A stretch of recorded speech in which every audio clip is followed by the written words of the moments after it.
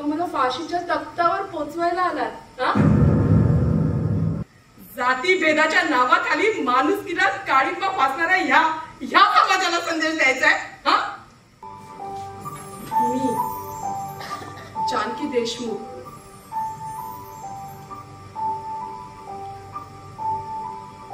आणि ही माझी गोष्ट आहे. सलाम वालेकुम अब्बास भाई.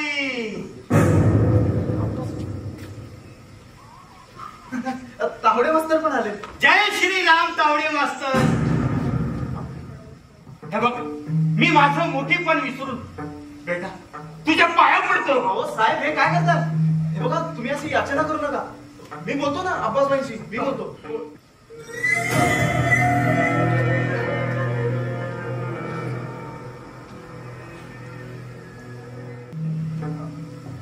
अब्बास भाई मास्तर. आईला कोण खपलंय काय? आता पर्याय एकच, मी उभा राहणार निवडणुकीला. प्यारे भाइयों और उनके बहनों, हे पुढारी कुणाचेच नसतात. दिवसभर एकमेकांवर आरोप करून संध्याकाळी एकच ताटावरती बसलेले असतात. खास करून छत्रपती शिवाजी महाराजांनी स्वराज्य उभं केलं. आधी मोगलांनी आणि आता या राजकीय नेत्यांनी खऱ्या अर्थाने सुरुंग लावलाय आणि बेचिरा करून टाकले. ते जगातला एकमेव राजा असा होता, एकमेव राजा ज्याने कधीही दरबारात बाई नाचवली नाही तर तिला आईची उपमा देऊन वाचवली. आणि त्यासाठीच माझ्या राजाचा आत्मा त्या रायगडावरती लढतोय. हाती पोळाची तलवार घेऊन छत्रपती संभाजी महाराजांचा चेहरा द्वेषाने मारतोय. त्या कोंढाणावरती तानाजीचा देह तरसतोय तर घोडखिंडीमध्ये बाजी प्रभूच्या अश्रूंचा पूर वाहतोय. स्वराज्याचा भगवा डौलाने फडकेल त्यावेळेला खऱ्या अर्थाने घोषणा होईल, छत्रपती शिवाजी महाराज की. काय तावडे नाही तर लागतील दिवाळीचे बांबू लागतील. अहो मला सांगा, आपल्या समाजातला एक तरी कार्यकर्ता असा दाखवा जो आपल्या नेत्यापेक्षा मोठा झालाय. हॅलो, काय? ठीक आहे, तू बंगल्यावर आपण भेटल्यावर बोलू. म्हणजे माझे दोन कार्यकर्ते वेगवेगळ्या गटांना जाऊन भेटतील, त्यांच्यात भांडण लावतील आणि दोघांची मतं माझ्याच पदरात येतील. कॉलेजमध्ये काही लोक स्वतःला विद्वानच समजतात.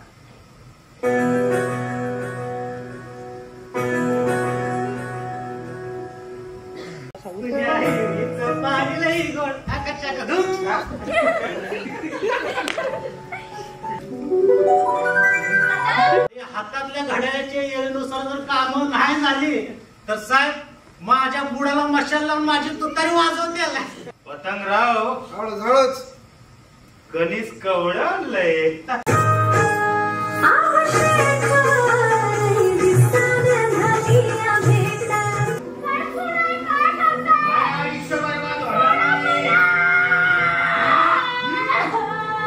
एक महत्वाची बातमी. लाज वाटत नाही बापाशी असं बोलते? हा राजकीय सौदा केला आणि मी निवडणूक जिंकलो.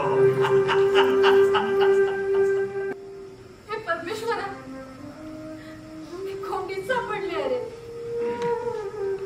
आता तूच मला मार्ग दाखव. दारू आणि मट्टाच्या पाट्यासाठी तुझे कार्यकर्ते माझ्या पप्पांच्या मागे पुढे करत असतात. तुझ्या वस्तीवर काय धंदे चालतात ना हे मला चांगलंच माहिती आहे. अडाणी आणि बेवड्याची वस्ती आहे सगळी. बेशिस्त कुठले? भावाने सोड तिला, सोड.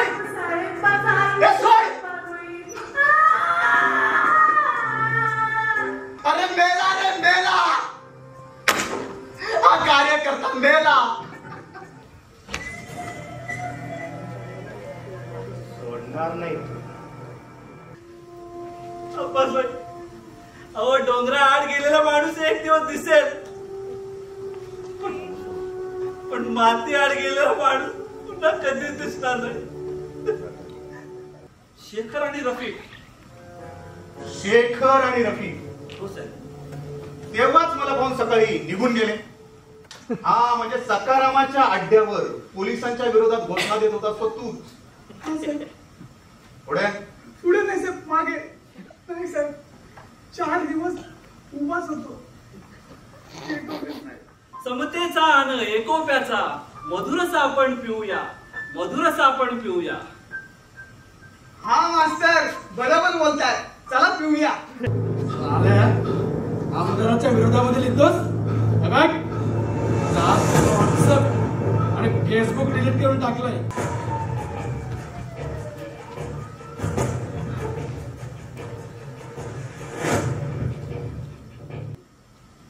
पण मी तुमचा पाळीव कुत्रा नाहीये. कसं आहे? चावणार आहे, उकळणार नाहीये.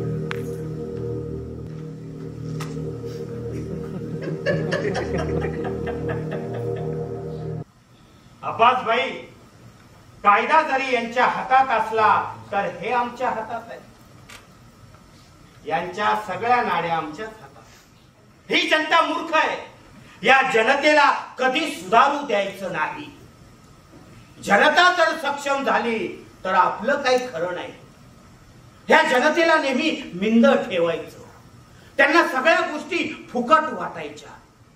याच कार्यकर्त्यांना दारू आणि मटणाच्या पार्टीत अडकून ठेवायचं. हा, भीक म्हणून थोडेसे पैसे फेकायचे. वाह! समाजात धर्मात भांडण लावून द्यायची ह्या पाहू. आणि राजकीय डाव खेळून जिंकून यायचं. बरोबर ना?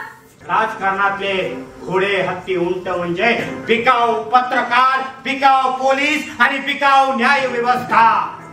जेव्हा आपण अडचणीत असो तेव्हा या लोकांचा आपल्या कामासाठी कामापुरता वापर करायचा. राजकीय हव्यासाने काळ असा सोकावला. नेते झाले मोठे आणि कार्यकर्ता मेला.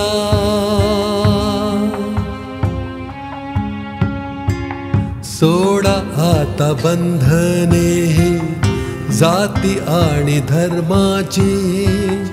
पुन्हा आता पेटवूया मशाल ही मानवतेची, मशाल ही मानवतेची.